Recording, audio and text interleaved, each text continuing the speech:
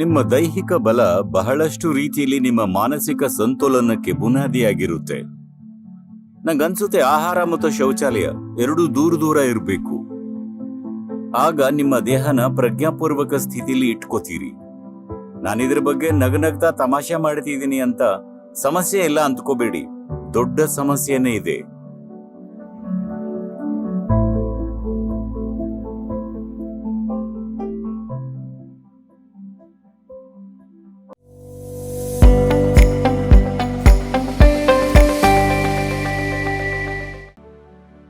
ನಾನು ಕೆಲವು ವರ್ಷದ ಹಿಂದೆ ಚೆನ್ನೈಗೆ ಹೋಗಿದ್ದೆ. ಅಲ್ಲಿನ ವರ್ತಕ ಸಮುದಾಯದ ಜೊತೆ ಮಾತಾಡ್ತಿದ್ದೆ.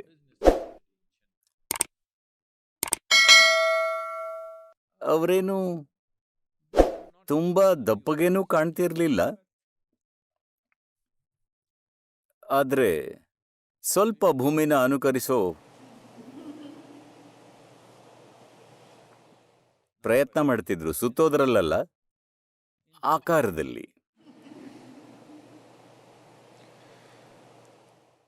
ಹಾಗಾಗಿ ನಾನು ಹೇಳಿದೆ, ಈ ಪೀಳಿಗೆಯವರಾಗಿ ನಿಮ್ಮ ಪರಿಸ್ಥಿತಿ ಕಡೆ ನೋಡ್ಕೊಳ್ಳಿ. ನಾನು ಚೆನ್ನೈಗೆ 50 ಅಥವಾ 100 ವರ್ಷದ ಹಿಂದೆ ಬಂದಿದ್ರೆ ಜನರು ದೈಹಿಕವಾಗಿ ಹೇಗೆ ಇರ್ತಿದ್ರು, ಯಾವ ಮಟ್ಟದ ದೈಹಿಕ ಫಿಟ್ನೆಸ್ ಇರ್ತಿತ್ತು. ನಾನು ಸಾಮಾನ್ಯ ಜನರ ಬಗ್ಗೆ ಮಾತಾಡ್ತಿರೋದು, ಜಿಮ್ನಾಸ್ಟ್ ಅಥವಾ ಕ್ರೀಡಾಪಟುಗಳ ಬಗ್ಗೆ ಅಲ್ಲ. ಆ ಥರದ ಜನ ಅಲ್ಲ, ರಸ್ತೆಯಲ್ಲಿ ಓಡಾಡೋ ಸಾಮಾನ್ಯ ಜನರ ಬಗ್ಗೆ. ಈಗಲೂ ಜನರ ದೈಹಿಕ ಶಕ್ತಿ ಮತ್ತು ಪರಿಸ್ಥಿತಿ ಯಾವ ರೀತಿಯಲ್ಲಿ ಇದೆ ಅಂದರೆ, ಉದಾಹರಣೆಗೆ ಭಾರತದಲ್ಲಿ, ಗ್ರಾಮೀಣ ಭಾರತದಲ್ಲಿ ನಾನು ಹೇಳಿದೆ, ನೋಡಿ, ಒಂದ್ ವೇಳೆ ಹೀಗಾದ್ರೆ ನೀವು ರಸ್ತೆಯಲ್ಲಿ ನಡ್ಕೊಂಡು ಹೋಗ್ತಾ ಇದ್ದೀರಾ, ಮತ್ತೆ ನಿಮ್ಮ ಮುಂದೆ ಒಮ್ಮೆಗೆ ಹುಲಿ ಬಂತು, ಕಾಡು ಹುಲಿ, ಅದು ಹಸ್ದಿರೋದು. ನಿಮ್ಮಲ್ಲಿ ಎಷ್ಟು ಜನ ಮರ ಹತ್ತಬಲ್ರಿ? ಇದೊಂದು ಅದ್ಭುತ ದೃಶ್ಯ. ಚೆನ್ನೈ ರಸ್ತೆಯಲ್ಲಿ ಹುಲಿ, ಇದು ದಿನಾಲೂ ಆಗುವಂಥದ್ದಲ್ಲ, ಇದು ಖುಷಿ ಪಡೋ ವಿಷಯ. ಆದ್ರೆ ನಿಮ್ಮಲ್ಲಿ ಎಷ್ಟು ಜನ ಮರ ಹತ್ತಬಲ್ರಿ? ಸಾಮಾನ್ಯವಾಗಿ ಸಿಟಿಲಿರೋ ಮರಗಳ ಕಾಂಡ ಒಳಗಡೆ ಇರೋ ರಸ್ತೆಯಲ್ಲಿರೋ ಮರಗಳು 8 ರಿಂದ 12 ಅಡಿಗಿಂತ ಹೆಚ್ಚು ಎತ್ತರ ಇರೋಲ್ಲ. ನಿಮ್ಮಲ್ಲಿ ಎಷ್ಟು ಜನರಿಗೆ ಈ 8 ರಿಂದ 10 ಅಡಿ ಮರ ಹತ್ತಿ ಕೊಂಬೆ ಮೇಲೆ ಕೂತ್ಕೊಂಡು ಈ ಹುಲಿ ದೃಶ್ಯ ಆನಂದಿಸಕ್ಕೆ ಆಗುತ್ತೆ? ಇಲ್ಲ. ಸಣ್ಣ ಪುಟ್ಟ ಕೆಲಸ ಮಾಡೋ ಜನರಿಗೆ, ಬೀದಿ ಕಸ ಗುಡಿಸೋ ಜನಕ್ಕೆ ಮಾತ್ರ ಮರ ಹತ್ತಲಿಕ್ಕೆ ಸಾಧ್ಯ. ಮತ್ತೆ ಹುಲಿಗೆ ನೀವೆಷ್ಟು ಒಳ್ಳೆ ಆಹಾರ ಹಾಕ್ತೀರಾ ಅನ್ನೋದನ್ನ ನೋಡಕ್ಕೆ ಸಾಧ್ಯ. ನೀವ್ಯಾಕೆ ಹೀಗಾಗಿದ್ದೀರಾ? ಅದೇಗೆ ಹುಲಿ ಬರಲಿಕ್ಕೆ ಸಾಧ್ಯ? ಅದಲ್ಲ ವಿಷಯ. ನೀವ್ಯಾಕೆ ಇಂಥ ಸ್ಥಿತಿಯಲ್ಲಿದ್ದೀರಾ? ದೈಹಿಕವಾಗಿ ಏನೂ ಮಾಡದಂಥ ಪರಿಸ್ಥಿತಿಗೆ ಯಾಕೆ ಬಂದಿದ್ದೀರಾ? ಆಫೀಸ್ಗೆ ಹೋಗೋದು ಮತ್ತೆ ವಾಪಸ್ ಬರೋದು ಅಷ್ಟೇ. ಇಂದಿನ ಪ್ರಪಂಚದಲ್ಲಿ ಅದು ಕೂಡ ಅಗತ್ಯ. ಆದ್ರೆ ನೀವೊಂದು ರೀತಿಲಿ ದೈಹಿಕವಾಗಿ ಸಮರ್ಥರಾಗಿರೋದು ಮುಖ್ಯ ತಾನೆ. ದೈಹಿಕ ಸಾಮರ್ಥ್ಯ ನಿಮ್ಮ ದೈಹಿಕ ಬಲದ ಪ್ರತಿಬಿಂಬ ಆಗಿದೆ, ಮತ್ತು ನಿಮ್ಮ ದೈಹಿಕ ಬಲ ಬಹಳಷ್ಟು ರೀತಿಯಲ್ಲಿ ನಿಮ್ಮ ಮಾನಸಿಕ ಸಂತುಲನಕ್ಕೆ ಬುನಾದಿಯಾಗಿರುತ್ತೆ. Your physiological strength is the foundation for your psychological balance in many ways. ಇದರಲ್ಲಿ ಅನುಮಾನನೇ ಇಲ್ಲ. ಯೋಗ ವಿಜ್ಞಾನದಲ್ಲಿ ನಾವಿದನ್ನ ಯಾವಾಗಲೂ ಹೇಳ್ತಾನೆ ಇದ್ದೀವಿ. ಆದರೆ ಜನರು ಅದನ್ನ ಅಪಹಾಸ್ಯ ಮಾಡ್ತಾರೆ. ಯಾಕಂದ್ರೆ ಪ್ರತಿಯೊಂದು ಬೇರೆ ಬೇರೆ. ಜನ ಹೇಳ್ತಾರೆ, ಮೆದುಳಿನ ಸ್ಟಡಿ ಒಂದು ಪ್ರತ್ಯೇಕ ವಿಭಾಗ. ಅದಕ್ಕೆ ನಿನ್ನೆ ನಾನು ಎಲ್ಲ ನರತಜ್ಞರ ಮುಂದೆ ತಪ್ಪು ಒಪ್ಕೊಂಡಿದ್ದೀನಿ. ನೋಡಿ, ನನ್ನಲ್ಲಿ ಮೆದುಳು ಇಲ್ಲ. ಕಡೆ ಪಕ್ಷ ಹೆಚ್ಚಿನ ಸಮಯ ಅದು ಕೆಲಸ ಮಾಡಲ್ಲ. ನಾನು ಅದನ್ನು ಆಫ್ ಮಾಡಿರ್ತೀನಿ. ನನ್ನ ಕೂದಲಿನ ತುದಿಯಿಂದ ಹಿಡಿದು ಕಿರುಬೆರಳಿನ ತುದಿಯ ತನಕ ನೆನಪಿನ ಶಕ್ತಿ ಮತ್ತು ಬುದ್ಧಿವಂತಿಕೆ ಇರೋ ಸಾಕಷ್ಟು ಜೀವಕೋಶಗಳಿವೆ. ಅವು ನನ್ನ ಜೀವನನ ನೋಡ್ಕೊಳ್ಳುತ್ತವೆ. ನಾನು ಅವುಗಳನ್ನ ಚೆನ್ನಾಗಿ ಶಿಸ್ತಿನಲ್ಲಿ ಇಟ್ಟಿದ್ದೀನಿ. ನಂಗೆ ಬೇಕಾದ ಹಾಗೆ ನನ್ನ ಜೀವನನ ನೋಡಿಕೊಳ್ಳುತ್ತವೆ. ಯಾಕಂದ್ರೆ ಪ್ರತಿದಿನದ ಹೆಚ್ಚಿನ ಕೆಲಸಗಳು ಪುನರಾವರ್ತನೆ ಆಗೋ ಕೆಲಸಗಳು. ನಿಮಗೆ ಬೇಕಾಗಿರೋದು ಒಬ್ಬ ಗುಮಾಸ್ತ. ಈ ಎಲ್ಲ ಕೆಲಸಗಳನ್ನ ಮಾಡಲಿಕ್ಕೆ ನಿಮಗೆ ಅತ್ಯಂತ ಬುದ್ಧಿವಂತ ವ್ಯಕ್ತಿ ಬೇಕಾಗಿಲ್ಲ. ಹಾಗಾಗಿ ನಾನು ಅವಕ್ಕೆ ತರಬೇತಿ ಕೊಟ್ಟಿದ್ದೀನಿ, ಮತ್ತೆ ಅವು ತಮ್ಮ ಕೆಲಸ ಮಾಡ್ಕೊಂಡು ಹೋಗುತ್ತವೆ. ನಾ ಆಲೋಚನೆ ಮಾಡಬೇಕಾಗಿಲ್ಲ. ಹೇಗೆ ತಿನ್ಬೇಕು, ಹೇಗೆ ಕೂತ್ಕೋಬೇಕು, ಹೇಗೆ ನಿಲ್ಬೇಕು, ಹೇಗೆ ಉಸಿರಾಡ್ಬೇಕು, ಎಲ್ಲ ಅಸಂಬದ್ಧನ ತನ್ನಷ್ಟಕ್ಕೆ ತಾವೇ ಅವೆಲ್ಲ ನಡೆಯುತ್ತೆ. ಯಾಕಂದ್ರೆ ಸ್ಥಿರವಾದ ಮತ್ತು ಉಲ್ಲಾಸ ತುಂಬಿದ ದೈಹಿಕ ಪರಿಸ್ಥಿತಿ ಒಂದು ಮಟ್ಟದ ಮಾನಸಿಕ ಸ್ವಾತಂತ್ರ್ಯಕ್ಕೆ ತುಂಬಾ ಮುಖ್ಯವಾಗಿದೆ. ಇಲ್ಲಾಂದ್ರೆ ಪ್ರತಿಯೊಂದು ಸಣ್ಣ ಪುಟ್ಟ ವಿಷಯಕ್ಕೂ ನೀವು ಆಲೋಚನೆ ಮಾಡಬೇಕಾಗುತ್ತೆ. ಒಂದು ಸಲ ಆಲೋಚನೆ ಪ್ರಾರಂಭ ಮಾಡಿದ್ರೆ ನೀವು ಮಾಡೋ ಪ್ರತಿಯೊಂದು ವಿಷಯದ ಬಗ್ಗೆ ಅನಿವಾರ್ಯವಾಗಿ ಗೊಂದಲ ಉಂಟಾಗುತ್ತೆ. ನೀವೀಗ ತೂಕ ಇಳಿಸೋದ್ರ ಬಗ್ಗೆ ಹೇಳ್ತಾ ಇದ್ದೀರಿ, ಏಕೆಂದ್ರೆ ವೈರಸ್ ಬಂದಿರೋದ್ರಿಂದ ನೀವು ತುಂಬಾ ತಿಂದ್ಬಿಟ್ರಿ. ವೈರಸ್ ಕಾರಣದಿಂದ ನೀವು ಹೆಚ್ಚು ತಿಂತಾ ಇಲ್ಲ. ಇದೊಂದು ತರಹ ಸರಿದೂಗಿಸೋ ಚಟುವಟಿಕೆ. ನಿಮಗೆ ಗೊತ್ತಿರಬೇಕು, ನೀವಿದನ್ನ ಸಿನಿಮಾ ಥಿಯೇಟರ್ನಲ್ಲಿ ನೋಡ್ತೀರಿ. ನಿಮಗೆ ಮಾಡಕ್ಕೆ ಏನೂ ಕೆಲಸ ಇಲ್ಲದಿದ್ರೆ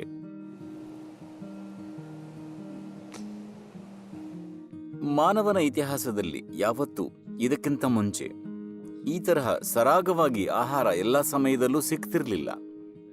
ಇದು ತಪ್ಪು. ಈಗ ಎಲ್ಲೇ ಹೋದ್ರೂ ಅಲ್ಲಿ ಆಹಾರ ಸಿಗುತ್ತೆ. ಹಾಗಿರಬಾರ್ದು. ಅಮೆರಿಕಾದಲ್ಲಿ ಕೆಲವು ಕಾರ್ಪೊರೇಷನ್ಗಳು ಈ ತರ ಸಂಯೋಜನೆ ಮಾಡೋದನ್ನ ನಾನು ನೋಡ್ತೇನೆ. ಆಹಾರ ಮತ್ತು ಶೌಚಾಲಯ ಯಾವಾಗಲೂ 50-100 ಅಡಿ ಅಂತರದೊಳಗೇನೆ ಇರಬೇಕು. 50 ಫೀಟ್ ಅನ್ಸುತ್ತೆ. ನೀವಿರೋ ಜಾಗದಿಂದ 50 ಫೀಟ್ ಅಂತರದೊಳಗೆ ಆಹಾರ ಯಾವಾಗಲೂ ಸಿಗಬೇಕು. ಮತ್ತು ಆಹಾರ ಸಾಮಾನ್ಯವಾಗಿ 1 ತಿಂಗಳು ಹಳೆದಿರುತ್ತೆ. ಮತ್ತು ಅಲ್ಲೇ ಶೌಚಾಲಯ ಇರಬೇಕು. ಇಲ್ಲ, ಆಹಾರ ಮತ್ತು ಶೌಚಾಲಯ ಎರಡೂ ದೂರ ದೂರ ಇರಬೇಕು. ಆಗ ನಿಮ್ಮ ದೇಹನ ಪ್ರಜ್ಞಾಪೂರ್ವಕ ಸ್ಥಿತಿಯಲ್ಲಿ ಇಟ್ಕೋತೀರಿ. ಕಂಡಲ್ಲಿ ಶೌಚಾಲಯ ಇರೋದು ಒಳ್ಳೇದಲ್ಲ. ಯಾಕಂದ್ರೆ ದೇಹಕ್ಕೆ ತಡ್ಕೊಳ್ಳೋ ಶಕ್ತಿ ಇದೆ. ನೀವು ಶೌಚಾಲಯಕ್ಕೆ ಓಡಿ ಹೋಗೋದು ಬರೀ ದೈಹಿಕ ಪ್ರಕ್ರಿಯೆ ಅಲ್ಲ. ಕೆಲವು ಸಲ ಇರಬಹುದು ನಿಮ್ಮ ಹೊಟ್ಟೆ ಸರಿ ಇಲ್ದಿದ್ದಾಗ. ಇಲ್ದಿದ್ರೆ ಸಾಮಾನ್ಯ ಪರಿಸ್ಥಿತಿಗಳಲ್ಲಿ ಅದು ಹೆಚ್ಚಾಗಿ ಮಾನಸಿಕ ಸ್ಥಿತಿಯೇ ಹೊರತು ದೈಹಿಕ ಸ್ಥಿತಿ ಅಲ್ಲ. ನೀವು ಯಾವಾಗಲೂ ಮೆಸೇಜ್ ಕಳಿಸ್ತೀರಿ, ನಿಮಗೇನೋ ಮಹತ್ವವಾದದ್ದನ್ನ ಹೇಳಬೇಕು ಅನ್ನೋದಕ್ಕಲ್ಲ. ಅದೊಂದು ತರಹ ಬಿಡುಗಡೆ ಅಷ್ಟೇ. ಅದೇ ರೀತಿ ಶೌಚಾಲಯಕ್ಕೆ ಹೋಗೋದು ಬಿಡುಗಡೆ ಅಷ್ಟೇ. ಲೈಂಗಿಕತೆ ಒಂದು ಬಿಡುಗಡೆ. ಎಲ್ಲೇ ಆಗ್ಲಿ, ಯಾವಾಗಲೇ ಆಗ್ಲಿ, ಏನೇ ಆಗ್ಲಿ, ಎಲ್ಲ ಸರ್ತಿ ಅದೇ ಕಥೆ. ಯಾಕಂದ್ರೆ ಸದಾಕಾಲ ನಿಮ್ಮೊಳಗೆ ಅಸಂಬದ್ಧತೆನ ನಿರ್ಮಾಣ ಮಾಡ್ತಿದ್ದೀರಿ. ನಿಮಗೆ ಬಿಡುಗಡೆ ಬೇಕಾಗಿದೆ, ಸದಾಕಾಲದ ಬಿಡುಗಡೆ. ಈ ವಿಷಯಗಳ ಬಗ್ಗೆ ಬಹಿರಂಗವಾಗಿ ಚರ್ಚೆ ನಡೀತಿದೆ. ಮನೋವಿಜ್ಞಾನದ ಭಾಗವಾಗಿ ನಿಮಗೆ ಬಿಡುಗಡೆಗೆ ದಾರಿ ಇರಬೇಕು. Why are you pent up? ಯಾಕೆ ಅದಿಮಿಟ್ಟುಕೊಂಡಿದ್ದೀರಿ? ಒಬ್ಬ ಸಂದರ್ಶನದಲ್ಲಿ ಒಬ್ಬ ಪತ್ರಕರ್ತರು ನನ್ನ ಕೇಳಿದ್ರು, ಸದ್ಗುರು, ನೀವು ಅನ್ವೈಂಡ್ ಆಗೋಕೆ ಏನ್ ಮಾಡ್ತೀರಿ? ನಾನಂದೆ, ಏನು? ಮೊದಲನೇದಾಗಿ ನಾನೇಕ ವೈಂಡ್ ಮಾಡ್ಕೋಬೇಕು? ನನ್ನನ್ನ ವೈಂಡ್ ಮಾಡ್ಕೊಳ್ಳಲ್ಲ, ಮತ್ತೆ ಮತ್ತೊಂದು ಕಡೆ ಅನ್ವೈಂಡ್ ಮಾಡ್ಕೋಬೇಕು ಅಂತ ಅನ್ಸೋಲ್ಲ. ನೀವೇನು ನಿಮ್ಮ ಅಜ್ಜನ ಕಾಲದ ಗಡಿಯಾರ ಅಥವಾ ಏನು? ನಿಮ್ಮನ್ನ ವೈಂಡ್ ಮಾಡ್ಕೊಳ್ಳಿ. ಈಗಂತೂ ಕೈ ಗಡಿಯಾರಕ್ಕೂ ವೈಂಡಿಂಗ್ ಬೇಕಾಗಿಲ್ಲ, ತನ್ನಷ್ಟಕ್ಕೆ ನಡೆಯುತ್ತೆ. ನಿಮ್ಮನ್ನ ನೀವೇಕೆ ವೈಂಡ್ ಮಾಡ್ಕೊಳ್ತಾ ಇದ್ದೀರಿ? ಇದು ಏಕಂದ್ರೆ ನಿಮ್ಮ ಜೀವನವನ್ನ ಶೇಖರಣೆ ಅಂತ ತಿಳ್ಕೊಂಡಿದ್ದೀರಿ. ಹೌದು, ದೇಹ ಮತ್ತು ಮನಸ್ಸು ಎರಡೂ ಶೇಖರಣೆಗಳು. ಆದ್ರೆ ಜೀವನ ಶೇಖರಣೆ ಅಲ್ಲ, ಅದೊಂದು ನಡೀತಾ ಇರೋ ಅಪೂರ್ವ ಘಟನೆ. ನೀವು ಅಪೂರ್ವ ಘಟನೆನ ಆಸ್ವಾದನೆ ಮಾಡಿರದೇ ಇದ್ರೆ ನಿಮಗೆ ಬರೀ ಶೇಖರಣೆ ಗೊತ್ತಿರುತ್ತೆ. ಶೇಖರಣೆಯಲ್ಲಿ ಭದ್ರತೆ ಇದೆ ಅಂತ ನೀವು ತಿಳಿತೀರಿ. ಅದು ಸಂಪತ್ತು, ದುಡ್ಡು, ಇದು ಅದು, ದೇಹ. ನಿಮ್ಮ ದುಡ್ಡನ್ನ ನೀವು ಬ್ಯಾಂಕ್ನಲ್ಲಿ ಇಡಬಹುದು, ನಿಮ್ಮ ಮನಸ್ಸಿನಲ್ಲಿ ಅದು ಭಾರ ಆಗಿರಬಹುದು. ಆದ್ರೆ ನೀವು ಹೆಚ್ಚು ದೇಹನ ಶೇಖರಣೆ ಮಾಡಿದ್ರೆ ಜೀವನದ ಪ್ರತಿ ಕ್ಷಣ ಅದನ್ನ ಹೊತ್ಕೊಂಡು ಹೋಗ್ಬೇಕಾಗುತ್ತೆ. ಮತ್ತು ಪ್ರಪಂಚದಲ್ಲಿ ಇವತ್ತು 30% ಜನರಲ್ಲಿ ಪೌಷ್ಟಿಕಾಂಶದ ಕೊರತೆ ಇದೆ. ಮತ್ತೆ ಅಷ್ಟೇ ಪ್ರತಿಶತ ಜನ ಬೊಜ್ಜು ದೇಹದವರು. ನೋಡಿ, ನೀವಿದನ್ನ ಸರಿ ಮಾಡಬಹುದು. ಪ್ರಪಂಚದಲ್ಲಿರೋ ಪೌಷ್ಟಿಕಾಂಶದ ಕೊರತೆಯನ್ನ ನೀವು ಸರಿ ಮಾಡಬಹುದು. ಈಶಾ ಯೋಗ ಕೇಂದ್ರದಲ್ಲಿ ಈ ವಾಡಿಕೆ ಇದೆ. ಯಾವುದಾದ್ರೂ ಉದ್ದೇಶ ಬಂದಾಗ ಈಶಾ ವಿದ್ಯಾ, ನಿಮಗೆ ಗೊತ್ತಲ್ಲ, ಗ್ರಾಮೀಣ ಮಕ್ಕಳಿಗೆ ಶಿಕ್ಷಣ ಕೊಡೋದು. ಅದಕ್ಕೆ ಹಣಕಾಸು ಒಟ್ಟು ಮಾಡೋದಕ್ಕೆ ಸಮಸ್ಯೆ ಆಯಿತು. ಆಗ ಯೋಗ ಕೇಂದ್ರದಲ್ಲಿ ಅನೇಕ ಜನ ನಿರ್ಧರಿಸಿದ್ರು, ಬುಧವಾರ ಸಂಜೆ ನಾನು ಊಟ ಮಾಡಲ್ಲ ಅಂತ. ಆ ಹಡ ಮಕ್ಕಳಿಗೆ ಹೋಗಲಿ. ನಂಗನ್ಸುತ್ತೆ ನೀವು ಈ ರೀತಿಯ 7 ಉದ್ದೇಶಗಳನ್ನ ಹುಡುಕಬೇಕು.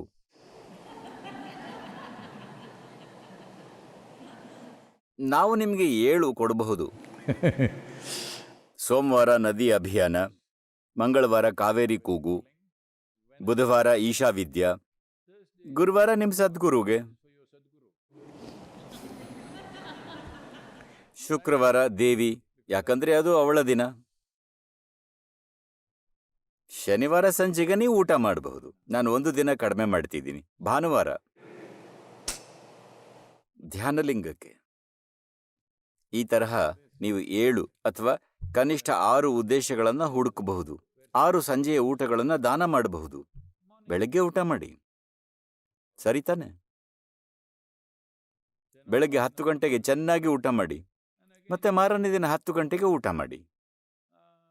ಮತ್ತೆ ನೀವು ಸಾಮಾಜಿಕ ಅಂತರ ಪಾಲಿಸಬೇಕಾಗಿರೋ ಕಾರಣ ಊರು ದಾಟಿ ಹೊರಗೆ ಡ್ರೈವ್ ಹೋಗಿ ಮತ್ತೆ ನಡ್ಕೊಂಡು ವಾಪಸ್ ಬನ್ನಿ.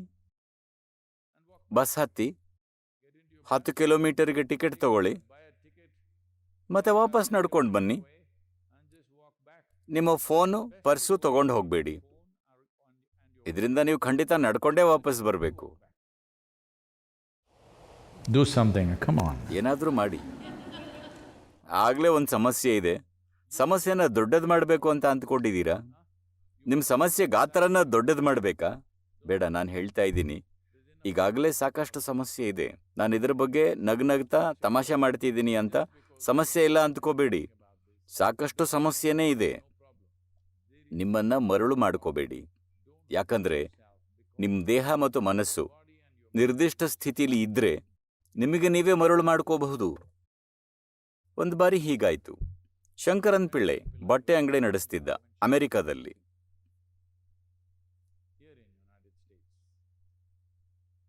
ಒಬ್ಬ ಹೆಂಗಸು ಒಂದು ತರಹದ ಪುಲ್ಲೋವರ್ ಖರೀದಿ ಮಾಡೋಕೆ ಬಂದ್ಲು. ಅವನು ಅವಳಿಗೆ ಭರವಸೆ ಕೊಟ್ಟ, ಇದು 100% ಉಣ್ಣೆ ಬಟ್ಟೆ. ಅವಳು ಅದನ್ನು ತಗೊಂಡು ಮನೆಗೆ ಹೋದ್ಲು. ಮಾರೇ ದಿನ ವಾಪಸ್ ಬಂದು ಹೇಳಿದ್ಲು, ನೀವು ಹೇಳಿದ್ರಿ ಇದು 100ಕ್ಕೆ 100 ಉಣ್ಣೆ ಬಟ್ಟೆ, ಆದರೆ ಲೇಬಲ್ ಮೇಲೆ ಬರೆದಿದ್ದಾರೆ ಇದನ್ನ ಬಾಂಗ್ಲಾದೇಶದಲ್ಲಿ ಮಾಡಿದ್ದಾರೆ ಮತ್ತು ಇದು 100% ಕಾಟನ್. ಅವನು ಹೇಳ್ದ, ಮೇಡಮ್, ಇದರಿಂದ ಮೋಸ ಹೋಗ್ಬೇಡಿ. ಲೇಬಲ್ ಹಾಕಿರೋದು ಚಿಟ್ಟೆಗಳಿಗೆ ಮೋಸ ಮಾಡೋಕೆ.